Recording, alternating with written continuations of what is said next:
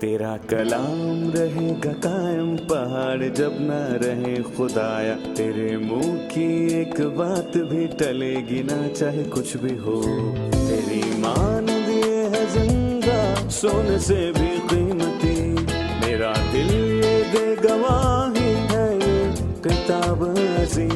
नाज़िल करे अपना कलाम, शिकस्ता दिलों को सुकून मिले, तारीखी दूर हो मेरी राहें रोशन कर। दिल अपना कलाम कसरत से ए खुदा बदल दे, रिहाई दे कसरत से फल में नाम। कलाम रहेगा कायम पहाड़ जब ना रहे खुदाया, तेरे मुंह की एक बात भी टलेगी ना चाहे कुछ भी हो। बाप के फजल की दौलत के वसीले हम फख्र और आराम से जीते हैं, क्योंकि अब से जो मसीह में हैं उन पर सजा का हुक्म नहीं होता। सजा और अदालत हमारे हिस्से में थी, लेकिन प्यारे बेटे ने अपनी सलीबी मौत के वसीले हमारे गुनाहों को ले लिया। हमारी पुरानी इंसानियत उसके साथ मसलूब होकर गायब हो गई, सो हम उसमें मर गए। अदालत और इंसाफ और सजा उस पर आ पड़ी। उसी के वसीले हमने जिंदगी का रूह भी पाया। हम जो गुलामी में थे हमें आज़ाद किया, ताकि अपने नए मुकाम के मुताबिक हम एक मुकद्दस जिंदगी गुजार सकें। अजीज नाजरीन, ये अल्फाज एक मसीही शायर के हैं जो खुदा के बड़े फजल की तारीफ कर रहा है और बता रहा है उसने हमें क्या दिया, जबकि वो हमें मौत की वादी से निकाल लाया और हमें उठा खड़ा किया और मसीह के साथ एक किया। और इन्हीं अल्फाज के साथ मैं आपको आज के बाइबली मुतालियाती प्रोग्राम की नई किस्त में खुशामदीद कहता हूँ। अपने मुताले में हम दूसरे करंथियों की किताब के 3 बाब पर पहुंच चुके हैं और आज खुदा के फजल से हम 12वीं आयत से लेकर बाब के आखिर तक मुतालिया करेंगे। लेकिन उससे पहले मैं खुदा के खादमीन को स्टूडियोज में खुशामदीद कहूंगा। भाई इसहाक खुशामदीद। बहुत शुक्रिया। भाई मोइन खुशामदीद। बहुत शुक्रिया भाई। और स्टूडियो में आए दीगर मेहमानों को भी खुशामदीद। सबसे पहले मैं 12वीं आयत से बाब के आखिर तक तलावत करूंगा, फिर आपसे सवाल पूछूंगा। लिखा है, पस हम ऐसी उम्मीद करके बड़ी दलेरी से बोलते हैं और मूसा की तरह नहीं है जिसने अपने चेहरे पर निकाब डाला ताकि बनी इसराइल उस मिटने वाली चीज के अंजाम को ना देख सके, लेकिन उनके ख्यालात कसीफ हो गए, क्योंकि आज तक पुराने अहदनामे को पढ़ते वक्त उनके दिलों पर वही पर्दा पड़ा रहता है और वो मसीह में उठ जाता है। मगर आज तक जब कभी मूसा की किताब पढ़ी जाती है तो उनके दिल पर पर्दा पड़ जाता है, लेकिन जब कभी उनका दिल खुदावंद की तरफ फिरेगा तो वो पर्दा उठ जाएगा।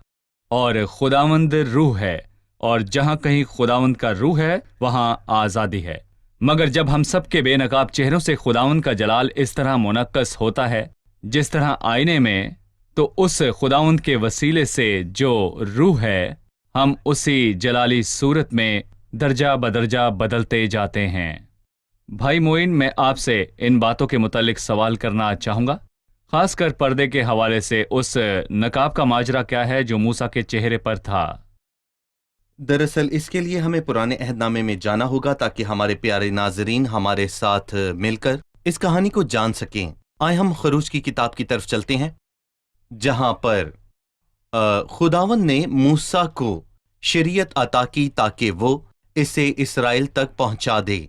और हम खरूज के 32 और 34वें बाब से 2 हिस्से पढ़ेंगे। लिखा है कि जब मूसा पहाड़ पर गया तो खुदावन ने 2 बार शरीयत बख्शी। जब मूसा पहली बार खुदावन के पास गया, शरीयत से आपकी मुराद 10 अहकाम 2 लोगों पर 10 लिखे। अहकाम। मूसा ने उन्हें दोबारा खुदावन से पाया और पहली बार खुदावन ने 2 लोहें लीं और उन पर लिखा।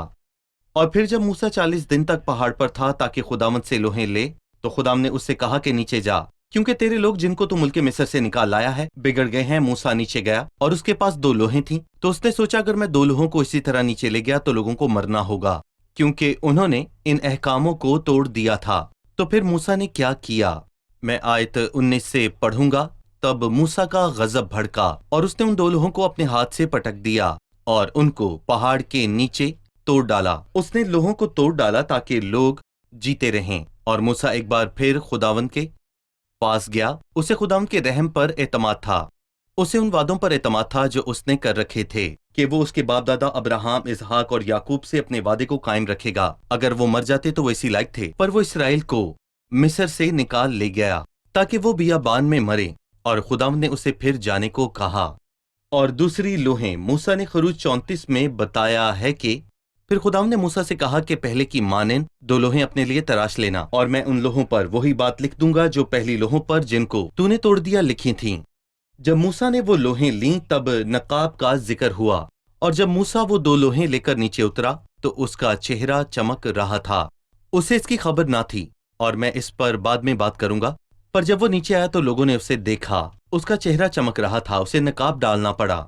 ये वो जलाल है जिसके मुतालिक हमने पिछली किस्त में बात की। ये गालिब होने वाला जलाल है जो कि आर्जी जलाल है। वो जलाल जो दहकते हुए सूरज के नीचे बुखारात हो जाता है, उस महदूद जलाल का खात्मा हो गया, मतलब मसीह के अबदी वजूद के जलाल से। जब मूसा खुदावंद के पास वापस आया तो उसने वो नकाब उतारा होगा, और जब वो लोगों के पास वापस गया तो उसने उसे पहन लिया होगा ताकि वो उस गुजरते हुए जलाल को ना देखें। वो नकाब उस शरीयत की मानिंद है जो लोगों के सामने रखी गई, और उसके बाइस वो खुदा के अहद का लुत्फ नहीं उठा पाए, और उन नबूतों के मुतालिक जिसके बारे में बाद में बात करेंगे जो मसीह के हवाले से थीं। और इसका इतलाक उस नकाब से किया जा सकता है जो इंसान के सामने रखा गया। उनके गुनाह, उनकी शरारत, उनकी बदकारी, ये सब कुछ मसीह के फजल से रोकता है। लेकिन मूसा के मुतालिक मैं यही कहना चाहूंगा कि मूसा 40 दिन के बाद जब नीचे आया तो उसका चेहरा चमक रहा था। पर पहले मैं खुद से एक सवाल करना चाहूंगा कि मैं मसीह को कब से जानता हूं, और हमारे चेहरों पर मसीह के जलाल की चमक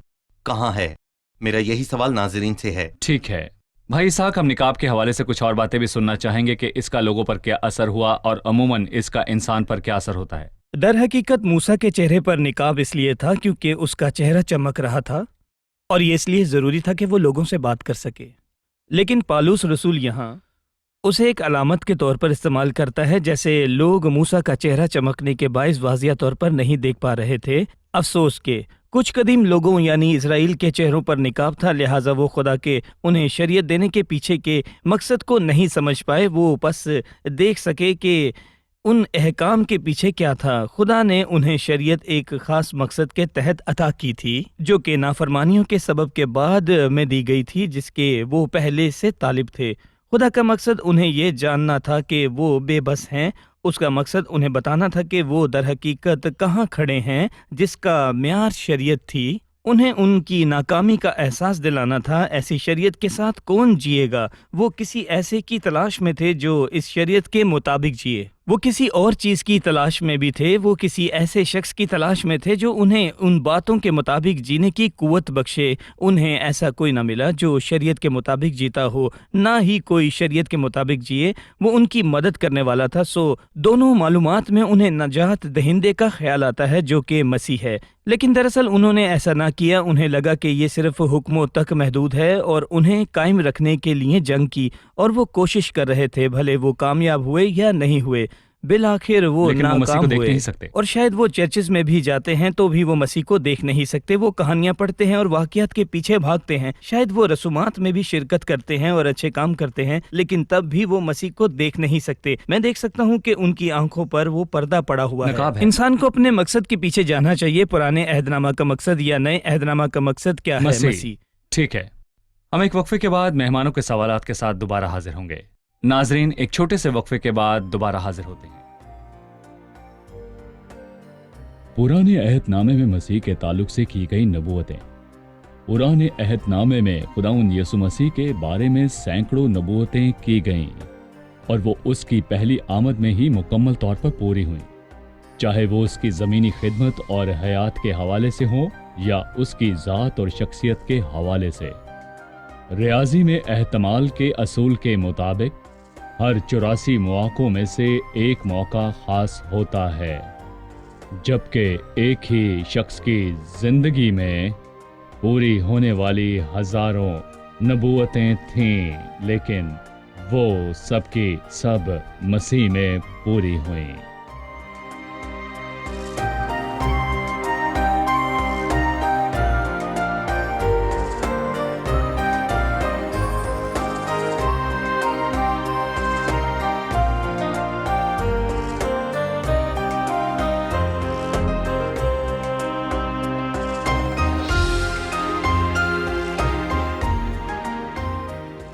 कि पुराना अहदनामा मसीह के ताल्लुक से की गई नबूवतों से पुर है, लेकिन यहूदियों ने उसे ना पहचाना। जब वो आया उन्होंने उसे रद्द किया, क्यों? मसीह के अहद कदीम में की गई सारी नबूवतों के बावजूद यहूदियों ने उसे रद्द क्यों किया? इसी सबब से जिनका तस्करा पालूस ने किया, क्योंकि जिस्मानी पर्दे का मुकाबला तो खत्म हो चुका था, लेकिन उनके जहनों पर अब तक पर्दा था। और मसीह के बारे में की गई नबूवतें कितनी सादा और आसान थीं, लेकिन उनकी आंखों से उस पर्दे को हटाने की जरूरत थी। यसाया 53, जबूर 22। हालांकि कहा जाता है कि चंद अबवाब ऐसे हैं जो वाज़ेह तौर पर मसीह का हवाला देते हैं। यहूदी उन्हें पढ़ने से इनकार करते हैं, लेकिन बहुत सारी बातें हैं। देखो, एक कुंवारी हामला होगी और बेटा जनेगी, और अगर हम पूछें कि ऐसा हुआ है या नहीं, वो कहेंगे नहीं, और वो पर्दा जो उनके चेहरों पर और जहनों पर पड़ा है वो पड़ा ही रहे, वो मसीह को देखने से महरूम हैं। लेकिन नए अहदनामे की रोशनी में हम ये कहते हैं कि ये 3 अलामात बहुत ही वाज़ेह तौर पर मसीह के बारे में बताती हैं। ये मसीह के बारे में है। आप हमें उन नबूवतों में से किसी एक के मुतालिक बता सकते हैं कि अगर कोई यहूदी पढ़े तो उसे मानना पड़े कि वो सिर्फ मसीह के मुतालिक है? लेकिन जिस नबूवत का अभी आपने तस्करा किया है कि देखो एक कवारी हामला होगी, उनके दरमियान पूरी हुई, और ये मुबारक कवारी मरियम से पूरी हुई। लेकिन अफसोस के पर्दा आज भी उनकी आंखों पर है और वो मानने को तैयार नहीं, क्योंकि उनके जहन और दिल तारिक हो चुके हैं और वो मसीह को देखना नहीं चाहते। वो ये क्यों नहीं मान लेते कि यही मसीह है? अगर वो मसीह के पास नहीं आएंगे, बाइबल मुकद्दस सारी दुनिया के लिए है, ना सिर्फ यहूदियों के लिए बल्कि तमाम इंसानों के लिए है। और बाइबल मुकद्दस को तब तक पूरे तौर पर समझा नहीं जा सकता, बल्कि जब वो मसीह के पास लौट कर आएंगे तब वो कुर्बानियों और नबूवतों, हैकल को या हैकल की खिदमत को समझेंगे और जानेंगे कि यही मसीह का अक्स है। अच्छा होगा कि हम मान लें कि हमारे नाजरीन में ऐसे लोग भी मौजूद हैं जिनका ताल्लुक यहूदियत से है और उन्होंने अब तक मसीह को कबूल करके आज़ादी हासिल नहीं की। तो हम उन्हें बताना चाहते हैं कि एक नबूवत ज़बूर की किताब में है जहां दाऊद कहता है, वो मेरे हाथों और पैरों को छेदते हैं। सब जानते हैं कि दाऊद की मौत सलीब पर नहीं हुई, उसके हाथों और पैरों को छेदा नहीं गया, लेकिन ये नबूवत मसीह के वसीले पूरी हुई जब उसने सलीब पर अपनी जान दी और उसके हाथों और पैरों को छेदा गया। शायद तीसरे बाब की 16वीं आयत भी इसकी तस्दीक करती है। ये कलाम की मशहूर तरीन आयात में से एक है। लिखा है, लेकिन जब कभी उसका दिल खुदावन की तरफ फिरेगा तो वो पर्दा उठ जाएगा। इसी के मुतालिक मैं पूछना चाहूंगा कि यहाँ खुदावन की तरफ कौन फिरेगा? पहले तो वो मूसा की बात कर रहा था, उसने कहा कि मूसा ने अपने चेहरे पर नकाब डाला। फिर वो इसराइलियों की बात करता है, इसराइलियों के जहनों पर आज तक पर्दा पड़ा हुआ है। वो मसीह के हवाले से नबूवतों को पढ़ते हैं, लेकिन वो समझ नहीं सकते कि ये मसीह के हवाले से है। वो पर्दा कब उठाया जाएगा? जब वो खुदावन के पास आएंगे। इज़राइल खुदावन के पास लौट आएगा। जब वो दो बातें जो हम इज़राइल के हवाले से कह सकते हैं, यही पहली बात कि बहुत से यहूदी मसीह पर ईमान लाए, उसकी पहली आमद, उसकी जिंदगी, उसकी मौत और उसके जी उठने के वसीले, और कलीसिया कायम हुई, और कलीसिया कायम लौटने हुई वाले यहूदियों से। यहूदियों ने जिनके बाद गैर कौमें आई बादज़ां, सो वही खुदावन के पास लौट कर आए। पहली कलीसिया की शुरुआत से लेकर अब तक अगर कोई यहूदी हमें आज देख रहा है और वो इसको कबूल करता है और मसीह पर ईमान लाता है, तो जब वो खुदावन के पास वापस लौटेगा तो वो रूहानी पर्दा उसके जहन पर से उठ जाएगा और वो कलाम को समझेगा। आपको दुआ करनी चाहिए कि अगर कोई शख्स यहूदियत से ताल्लुक रखता है तो वो यसाया 53 को पढ़े। पढ़ने के बाद वो खुदावन से कहे कि तू मेरे लिए मुआ, जैसे भेड़ बाल कुतरने से पहले। इसलिए हम दुआ और उम्मीद करते हैं। आप ईमान रखते हैं कि खुदावंद ऐसा कर सकता है? जी बिल्कुल, आमीन। एक यहूदी रब्बी था जो यहूदियत का एक मुबल्लिग था। उसने पुराने अहदनामे के कवानीन को गिना और जाना कि वो 613 हैं। जबकि वो पढ़ रहा था उसने जान लिया, जैसा कि आपने अभी यसाया 53 और ज़बूर 22 का हवाला दिया है कि मसीह आया और मुआ। उसके बाद उसने इब्रानियों के ख़त की एक हैरान कुन तफसीर लिखी, और जो कि एक यहूदियों पर सही लिखी गई थी।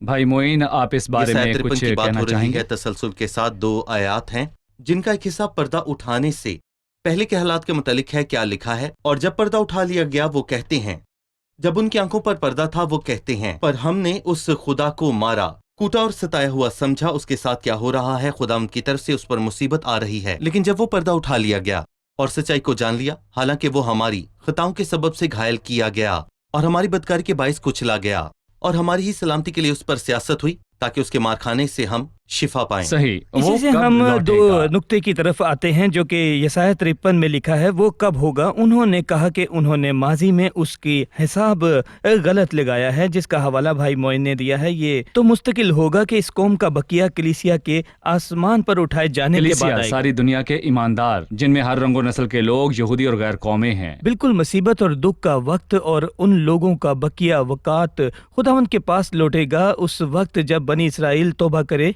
खुदावंद के पास आएंगे और तब वो उठा तो लिया पर्दा जाएगा। जी, तब वो उठा लिया जाएगा। और आज इसका रूहानी इतलाक सादा सा है, चाहे वो यहूदी हो या गैर कौमें। भाई आयात, कुछ लोग बाइबल खोलते हैं सिर्फ गलतियां तलाश करने के लिए कि उसमें कहाँ कहाँ गलतियां हैं। मेरी दुआ है कि हमारे नाजरीन बाइबल को पढ़ें और खुदावंद से कहें कि वो उन्हें असल बात बताए, कि उनको बताए कि मसीह कौन है। जी, कि मसीह कौन है। ना सिर्फ यहूदियों पर, यहूदियों के पास मसीह से मुतल्लिक बहुत सी नबूवतें हैं, लेकिन वो मसीह को उनमें नहीं देख सकते। बहुत से मज़ाहिब हैं, कुर्बानी की कहानी को दोहराया गया। तकरीबन दुनिया के तमाम मज़ाहिब में कुर्बानी का तसव्वुर मौजूद है। क्या उनमें से किसी ने भी ज़िबा करते या फिर कुर्बानी गुजरानते, या दरवाजे, या फिर नई कार, या अपने घर पर या अपने बच्चों पर खून छिड़कते हुए, या इस तौर पर ईद मनाते हुए ये नहीं सोचा कि वो ऐसा क्यों कर रहे हैं? एक जानवर को ज़िबा क्यों किया जाता है? खून ही क्यों? उन्होंने ये नहीं सोचा कि खुदा ने निजात और रिहाई का जरिया एक अजीम कुर्बानी को बनाया, जो खुदा का वो बर्रा है जो जहान के गुनाह को उठा ले जाता है। सो हम दुआ करते हैं कि ना सिर्फ यहूदी बल्कि हर कौम, कबीले के लोग, उनकी आंखें खुलें और वो मसीह की कामलियत और उसकी कुर्बानी को देख सकें। चलिए अब मेहमानों की तरफ बढ़ते हैं और जानते हैं उनका क्या सवाल है। जी, सवाल पूछिए।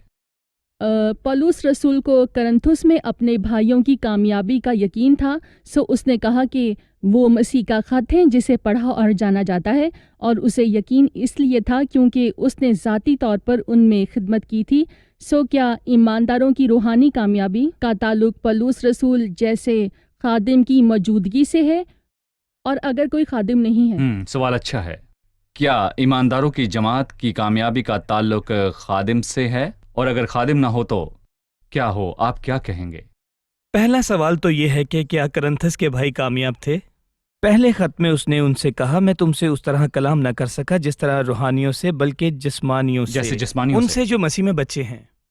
और भाई याद, जैसा कि कलाम एक अमूमी असूल है, हम कह सकते हैं कि नेमतें, बरकतें और मेहरबानियां हैं, लेकिन करंथस की कलीसिया में उनके पास बहुत सारी नेमतें थी, लेकिन उनकी रूहानी हालत नाकिस थी। मोहब्बत की कमी थी, ईमान में बच्चे थे, ईमान में बच्चे थे। जबकि मिसाल के तौर पर फिलिप्पी के भाइयों के मुतल्लिक हमने पढ़ा कि फिलिप्पियों की कलीसिया में बड़ी बड़ी नेमतें थी, और आप देख सकते हैं कि वो माली तौर पर गरीब थे, उनके पास बहुत सा इल्म न था, लेकिन वो एक आला मसीही जिंदगी गुजार रहे थे। सो हम खादमों और नेमतों की मौजूदगी और एक जमात की रूहानी हालत के दरमियान इम्तियाज करना चाहते हैं। इल्म की सूरत हाल ये है कि नेमतें और इल्म ऐसी तमाम बातें एक आला रूहानी मुकाम की तरफ लेकर जाती हैं। ठीक है। पहचानने के लिए किसी खादिम की मौजूदगी भी किसी खास अहमियत की हामिल नहीं। उसने खुदावंद से पाया है, लेकिन खुदावंद खुद को गवाह के बगैर रहने नहीं देता। और अगर कोई ऐसी जगह रहता है जहां खादिम नहीं, या अभी वहां कलाम नहीं पहुंचा, तो भी खुदा उन तक जा सकता है। अगर वो खालिस और दिली खुशी रखें, तब वो अपना कलाम पहुंचाएगा। एक वक्फे के बाद आपसे सवाल करूंगा कि जहां खुदा उनका रूह है वहां आज़ादी है। 17वीं आयत में है, अगर मैं एक इबादत में शरीक हूं तो मैं कुछ भी कर सकता हूं क्योंकि वहां आज़ादी है। क्या कलीसे इज्तिमा के दौरान कोई कुछ भी कर सकता है? एक वक्फे के बाद जानेंगे। मिलते हैं नाज़रीन एक वक्फे के बाद।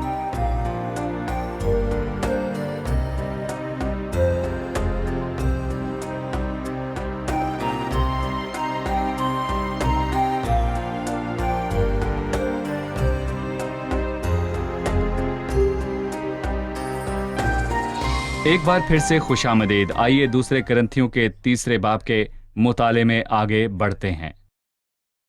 दर हकीकत आयत अपनी वजाहत खुद करती है। लिखा है, और खुदावंद रूह है, जिस रूह की बात हो रही है, और रूहुल कुद्स है। ठीक है, और जहां खुदावंद का रूह है वहां आज़ादी है। यहाँ सवाल ये है, ये वाजिया है कि जहां खुदावंद का रूह है वहां आज़ादी है। खुद खुदावंद का रूह, क्या ये मुमकिन है कि रूहुल कुद्स जो ईमानदारों की रहनुमाई के लिए है, जिसके मुतालिक मसीह ने कहा था कि वो मेरा जलाल जाहिर करेगा, वहाँ मौजूद है और मैं उसे कहूँ कुछ मत कह, क्योंकि मैं आज़ाद हूँ, क्योंकि जहाँ खुदा का रूह है वहाँ आज़ादी है। जाहिर है जहाँ खुदा का रूह है वहाँ आज़ादी है, क्योंकि मैं आज़ाद हूँ, क्योंकि जहाँ खुदा का रूह है वहाँ आज़ादी है। ये आयत ये नहीं बताती, उसका पस मंज़र वाज़िया है कि रूहुल कुद्स के पास आज़ादी है। कहाँ? यहाँ वो पिछली आयत में वो पर्दे के उठाए जाने की बात करता है ताकि हम खुदावंद को देख सकें। सो ये रूहुल कुद्स की आज़ादी के हमारे जहनों में काम करे और मसीह की याद ताज़ा करे। सो हम ये समझ सकते हैं कि रूहुल कुद्स आज़ाद है कि हमें बदले और शरीयत के पर्दे से वो हमें आज़ाद करें ताकि हम लिहाजा मैं मसीह मसीह को देख सकता हूँ। पिछली आयत इसके मतलब को वाज़िया करती है और अगली आयत भी जो हम कुछ देर में देखने वाले हैं, जैसे बेनकाब चेहरों से। सही, जबरदस्त। किसी का कोई सवाल है? 18वीं आयत में लिखा है, मगर जब हम सब के बेनकाब चेहरों से खुदावन का जलाल इस तरह मुनक्कस होता है जिस तरह आईने में, तो उस खुदावन के वसीले से जो रूह है, हम उसी जलाली सूरत में दर्जा बदर्जा बदलते जाते हैं। इस आयत का मतलब बताइए। जो बातें हमने पहले की उनकी रोशनी में इस आयत का क्या मफहूम होगा? मैं इसमें दो बातें देख सकता हूँ। वहां हम सब के लिए मेहरबानी है और जहां लिखा है बदलते जाते हैं वहां जिम्मेदारी है। और पौलुस कहता है कि हम सब कौन हैं, यानी करंथस के लोग, और उससे मुराद हम भी हैं बतौर ईमानदार, लेकिन वो खास करके उनकी बात करता है। तो मैं यहाँ पर पूछना चाहूंगा, क्या वो पौलुस की तरह खुदा के जलाल को भी देखेंगे? अपनी सारी कमियों और जिस्मानी होने के बावजूद और हमारे तमाम गलत कामों के बावजूद वो खुदाम के फजल की बुनियाद पर कहता है कि हम सब देखेंगे। पुराने अहदनामे में सिर्फ मूसा था, लेकिन फजल के दौर में सब ईमानदार हैं। और यहाँ पर देखने से मुराद ये है कि मुसलसल देखना, ना कि सिर्फ एक झलक देखकर ठहर जाना। और दुआया वक्त का तस्वुर भी ऐसा है कि मैं कलाम की पाबंदी इतनी सी ही करता हूँ। मैं कुछ वक्त तक तो इसे देखता हूँ, पर फिर सब कुछ छोड़कर वो करने लगता हूँ जो मैं करना चाहता हूँ, काम पे या फिर कहीं भी। बेनकाब चेहरों के साथ मसीह को मुसलसल तकते जाना है। हमने पर्दे के मुतल्लिक बात की जो उठाया गया, लेकिन क्या अब ये मुमकिन है कि अब बतौर ईमानदार खुदा के साथ रिश्ते और रफाकत के अंदर हम पर्दे की मुतरादिफ देखें कि खुदा और हमारे दरमियान क्या है? क्या कभी हम ये नहीं सुनते? मैं कलाम तो पढ़ता हूँ लेकिन कुछ समझता नहीं, क्योंकि मैंने दुआ तो की लेकिन खुदावन मेरी दुआ का जवाब नहीं देता। मैं चर्च जाता, कलाम सुनता हूँ, लेकिन मैंने अब तक कोई तसल्ली नहीं पाई। आखिर क्यों? या वो खुदा को नहीं देखते क्यों? मैं कहूँगा हो सकता है कोई गुनाह हो या फिर बर्ताव की कोई कोताही हो जो पर्दे के मुतरादिफ हो। खुदावन बोने वाले की तमसील में कुछ रुकावटों के मुतालिक बताता है जो कलाम की राह में हायल हो सकती हैं, जैसे कि कांटे, या जैसे वो बीज जो पथरीली जमीन पर गिरा। सो शायद ये तमाम चीजें रुकावटें ही हैं। मशागिल, इंसानी फिक्रें चाहे अंदरूनी हो या बैरूनी, लेकिन हमें बदलना चाहिए। हमारी सोच को और हमारे बर्ताव को बदलना चाहिए। और मसीह के साथ मेरी रफाकत और ताल्लुक के नतीजे में लोगों को मेरे अंदर बदलाव नजर आना चाहिए। और मैं इसे रूह के फल कह सकता हूँ, जिनके मुतालिक पौलुस ने गीतों में बात की है। दरअसल ये एक शानदार बात है। पिछली आयत में हमने देखा जहाँ खुदा का रूह है वहाँ आज़ादी है, रूहुल कुद्स आज़ाद है। जी हाँ, बल्कि वो मुझे भी आज़ाद करता है हर उस रुकावट से जो मुझे मसीह से बाज रखती है। इसलिए वो कहता है कि हम सब के बेनकाब चेहरों से खुदा का जलाल इस तरह मुनक्कस होता है। लेकिन भाई याद इस बात को मद्देनजर रखते हुए कि ये मसीह के लिए एक इम्तियाजी बात है। मूसा ने खुदा से उस जलाल को देखने की दरख्वास्त की, खुदावन ने उससे जिंदा कहा, नहीं रहेगा। यहाँ तक कि हैकल में सुलेमान की हैकल की तखसीस के दिन वो कुछ ना देख पाए। खुदावंद ने फरमाया कि वो गहरी तारीकी में रहेगा। वक्त तब ही जब मसीह आया। फजल के दौर में खुदावंद यूहन्ना की इंजील में लिखता है, और जब उसका ऐसा जलाल देखा जैसा बाप के इकलौते का जलाल, सो आज हम पर अजाज मिला है। वो शरीयत के अजाज से कई गुना बड़ा है। किसी ने शरीयत के मातहत होकर कुछ नहीं देखा, लेकिन फजल में हमने किसी एक ने नहीं बल्कि हम सब ने खुदावंद के जलाल को देखा। हम सब बेनकाब चेहरों से खुदावंद का जलाल मुनक्कस होता है। लिखा है जिस तरह आईना क्या है, दर हकीकत खुदा के कलाम को आईने से भी तशबीह दी गई है। सो हम खुदावंद के जलाल को कलाम में देखते हैं। हम खुदावंद के जलाल को देखते हैं गोया आईने की तरह इसका अक्स हम पर पड़ रहा है। किसी ने एक मर्तबा कहा कि गोया मसीह दमकता हुआ सूरज है और हम अपने आप में तारीख अज्जाम हैं, जैसे कि चांद, क्योंकि जब मसीह अपने चेहरे का नूर हम पर चमकाता है तो उसकी सूरत का अक्स हम में दिखाई देता है। دیکھیں خداون سے جو روح ہے ہم اسی جلالی صورت میں بدلتے جاتے ہیں یا جس طور پر خداون کا روح القدس کرتا ہے۔ ناظرین کے لیے اس بات کو واضح کرنا اہم ہے کہ یہ بدلاؤ خداون کی حضوری میں رہنے کے وسیلے سے خود بخود آتا ہے۔ میری خداون کے ساتھ مسلسل رفاقت اور خداون کو تکتے رہنا اور اس میں مسرور رہنا میرے اندر ایک بدلاؤ کو لاتا ہے۔ میں صرف کہتا نہیں کہ بدلنا چاہتا ہوں، بلکہ میں ایمان سے بدلنا چاہتا ہوں۔ اور پھر جب میں پہاڑ سے نیچے آؤں گا تو موسیٰ کی مانند میرا چہرہ چمکے گا۔ استعارے کے طور پر بول رہا ہوں۔ یہاں ناظرین سے میں ایک سوال کروں گا کہ زندگی میں بدلاؤ آخر کیوں نہیں ہے؟ کیونکہ ہم اس کے ساتھ نہیں بیٹھتے۔ شاید ہم جسمانی طور پر تو بیٹھتے ہیں اور چرچ جانے والوں کے ساتھ چرچ جاتے ہیں، دعا کرنے والوں کے ساتھ دعا کرتے ہیں، لیکن تب بھی ہم اس سے محظوظ ہونے سے قاصر ہیں۔ اگر کسی نے مجھے سال پہلے دیکھا تو اسے آج مجھ میں بدلاؤ دکھے گا، یا پھر اسے وہی روحانی حالت یا ویسا ہی برتاؤ نظر آئے گا اور ویسی طرز زندگی اور الفاظ دیکھے گا۔ وقت بہت کم ہے، لیکن میں کچھ نکات پر حاضرین کے ساتھ بات کرنا چاہوں گا اور انہیں بتانا چاہوں گا خداون کے وسیلے سے جو روح ہے ہم اسی جلالی صورت میں درجہ بدرجہ بدلتے جاتے ہیں۔ یہاں وہ خداون کو روح القدس کے طور پر کہتا ہے۔ اس سے ہمیں خداون کے روح کے متعلق کیا پتہ چلتا ہے؟ جی، یہ روح القدس ذات الہی کا ایک رخ ہے، جیسے باپ اور بیٹا ہے، اور تیسرا اکنوم نہیں ہے جیسا کچھ لوگ سوچتے ہیں بھائی عیاد۔ دراصل اکنیوم کے اندر کوئی ترتیب نہیں ہے، کبھی کبھار روح القدس اول ہو جاتا ہے، کبھی باپ اول ہو جاتا ہے اور کبھی بیٹا، اور یہ مکمل طور پر برابر ہے۔ صحیح۔ ناظرین، اس موضوع سے متعلق اگر آپ مزید جاننا چاہتے ہیں جو خدا باپ، خدا بیٹے اور خدا روح القدس کی ذاتی الہی کا موضوع ہے، تو آپ ہماری ویب سائٹ بائبلی مطالعہ.com وزٹ کیجئے۔ ہمارے پاس اس موضوع کے حوالے سے واضح اور تفصیلی مطالعہ موجود ہے جو ہم آپ کو بخوشی فراہم کریں گے، لہٰذا ہماری ویب سائٹ وزٹ کیجئے۔ اب ہم مہمانوں سے پوچھیں گے کہ انہوں نے آج کیا سیکھا۔ عبادت میں خادم کا ہونا ایک اہم بات ہے، لیکن کسی مشہور خادم کے نہ ہونے سے ایمانداروں کی روحانی ترقی میں رکاوٹ پیدا نہیں ہو سکتی، کیونکہ کبھی کبھی بہت مشہور خادم کے ہوتے ہوئے خداوند کا روح وہاں سے غیر حاضر ہو سکتا ہے، لیکن جہاں خداوند کا روح ہے وہاں آزادی ہے، پردہ اٹھا لیا گیا ہے۔ ایک چھوٹی سی جماعت ہو سکتی ہے جس میں کوئی مشہور خادم نہیں، لیکن خدا کا روح عام لوگوں کے وسیلے بات کرتا ہے۔ صحیح۔ دانیل اور بابل کے 3 نوجوانوں کے پاس خدمت کے لیے کوئی نہ تھا، پر وہ خداوند کے ساتھ تھے۔ میں نے جانا کہ اگر خداون کے ساتھ حقیقی رفاقت ہو تو بدلاؤ حتمی ہے۔ نتیجے میں پیدا ہونے والا بدلاؤ حتمی ہے۔ اس سے میں خود کو جانچتا ہوں۔ صحیح۔ اگر میری زندگی میں حقیقی بدلاؤ آیا ہے تو میں حقیقی رفاقت میں ہوں۔ صحیح۔ جی۔ ہم نے سیکھا وہ واحد چیز جو جلال سے جلال تک بدل جائے گی ہماری خداوند کے ساتھ حقیقی رفاقت ہے، نہ صرف چرچ جانا اور اس کی روایات میں شریک ہونا، بلکہ خداوند کے ساتھ اور زیادہ وقت گزارنا اور ہر روز اس کی رفاقت کا لطف اٹھانا ہے۔ جی بھائی عاطف۔ فضل کے سوا ہمارے اندر کوئی ایسی بات نہیں جو ان لوگوں سے بہتر ہو جو اب تک پردے میں ہے۔ اگر فضل نہ ہوتا تو میں اسے کبھی نہ دیکھ پاتا یا آسمان پر میری کوئی جگہ نہ ہوتی۔ شکریہ، خدا آپ سب کو برکت دے۔ خادمین کا بھی شکریہ۔ بہت شکریہ شکریہ۔ بھائی۔ عزیز ناظرین، میں دل سے دعا کرتا ہوں، چاہے آپ کا تعلق یہودیت سے ہے یا پھر آپ کا تعلق مسیحیت سے ہے، یا چاہے آپ کا تعلق یہودیت یا مسیحیت سے نہیں ہے، اور اگر کوئی چیز آپ کو مسیح کو یا اس کے کام کو دیکھنے سے روک رہی ہے، تو میری دلی دعا ہے کہ آپ کی آنکھیں کھلیں تاکہ آپ مسیح کو بطور خدا دیکھیں جو بدن میں ظاہر ہوا، اور اس کے کام کو، اس بڑی قربانی کو دیکھیں۔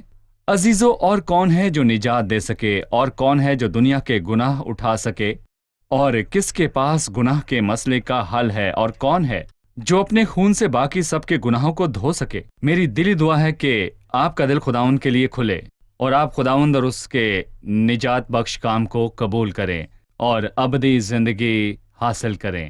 آپ سے پھر ملاقات ہوگی۔ خدا آپ کو برکت دے۔